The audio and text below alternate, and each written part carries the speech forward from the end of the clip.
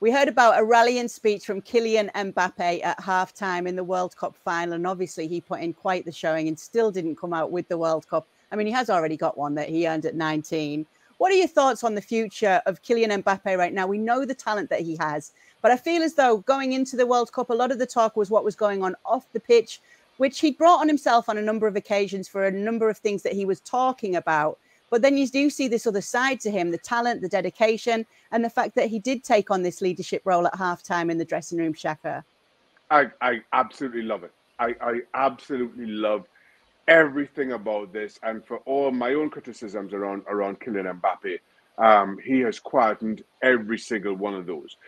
Listen, from how poor France were in the first half to what we now come to understand of his own comments at halftime and how they responded. Scoring a hat-trick in a World Cup final a few days before he turned 24. The leadership in the dressing room, the leadership on the park, and then even the little things like being back to training just a few days after he returns, just has the makings of, and in no way I've been having the discussion about the greatest of all time with Lionel Messi, etc., but he is showing that he is the heir apparent in so many ways.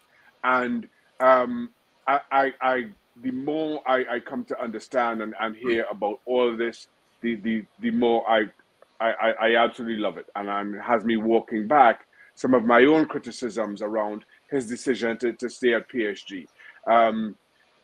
It even had me drawing comparisons, and I know they're easy comparisons, with Pele. Pele, who won his first 2 World Cups, Kylian Mbappe coming within a penalty shootout of doing the same. Pele playing his entire career in Brazil. Will we be having that conversation around Mbappe and Paris? Time will only tell. But I think it's the similarities are uncanny and has me growing in my own admiration of Kylian Mbappe. How about you, Mark?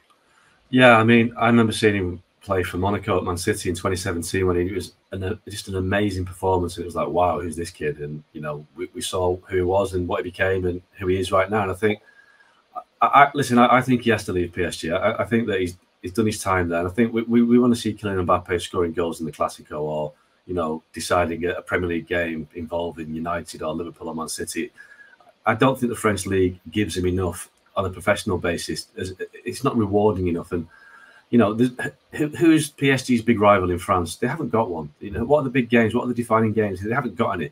He has to go to a club where, you know, he can elevate himself to the Ronaldos, the Messis, the Raúls, these players that have made their names at the super clubs. You know, go to Liverpool, go to Man United, go to the historic clubs where you can measure yourself against legends and icons of the past.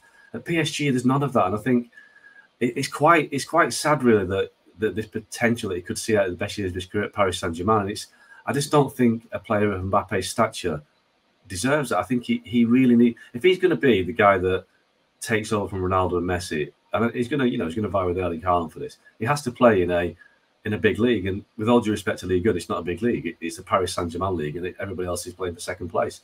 He needs to test himself against the very best and put himself in the, you know, challenge himself to put himself on those, you know, those pantheons with the greats at Barcelona, Man United, Liverpool, whoever you want to say.